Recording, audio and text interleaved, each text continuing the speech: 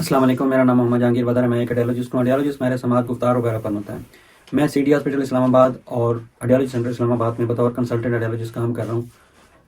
آج ہم بات کریں گے سماعت کے عالمی دن کے حوالے سے، ورلڈ ہیئرنگ کیئر ڈے کے بارے میں۔ جس طرح ایک صحت مند زندگی گزارنے کے لیے ایک انسان کا دل کا ٹھیک ہونا ضروری ہوتا ہے، دماغ کا ٹھیک ہونا ضروری ہوتا ہے اور گھٹنوں کا ٹھیک ہونا ضروری ہوتا ہے، اسی طرح سماعت کا ٹھیک ہونا بھی ضروری ہوتا ہے۔ اگر کوئی انسان صحیح طریقے سے سن نہیں سکتا تو اس کو دوسروں کی باتیں صحیح طریقے سے سمجھ نہیں آتی۔ اس کو سکول میں، آفس میں، اپنے دوستوں کے ساتھ، کسی کھیل کے دوران یا کسی شادی کی تقریب میں بہت سارے ایسے مواقع ہوتے ہیں جہاں پہ اس کو صحیح طریقے سے سمجھ نہیں آتی اور وہ شرمندگی محسوس کرتا ہے۔ سماعت میں کمی کی وجہ سے ذہنی تناؤ بڑھ جاتا ہے۔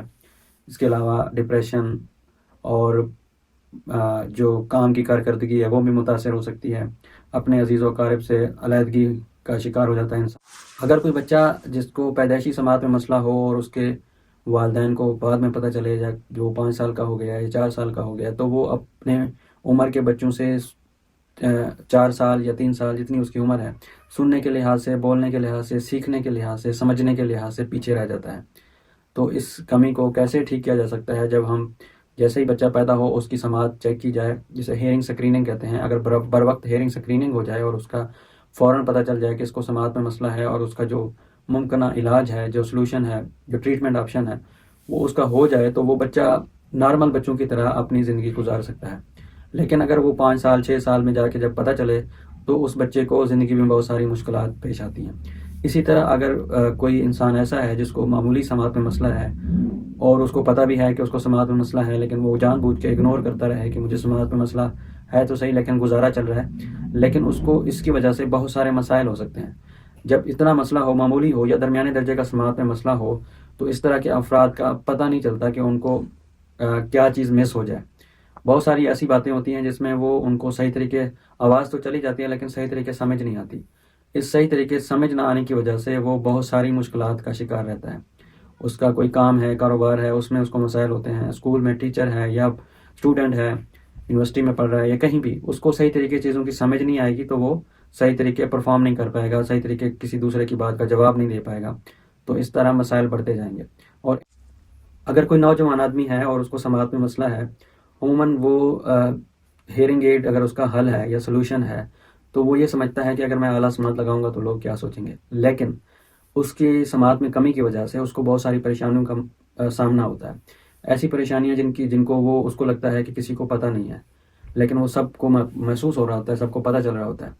تو اگر وہ ہیئرنگ ایڈ لگا لے تو اس کی جو کوالٹی آف لائف ہے، جو زندگی میں بہتری آئے گی اور اس میں کوئی کمی نہیں آئے گی۔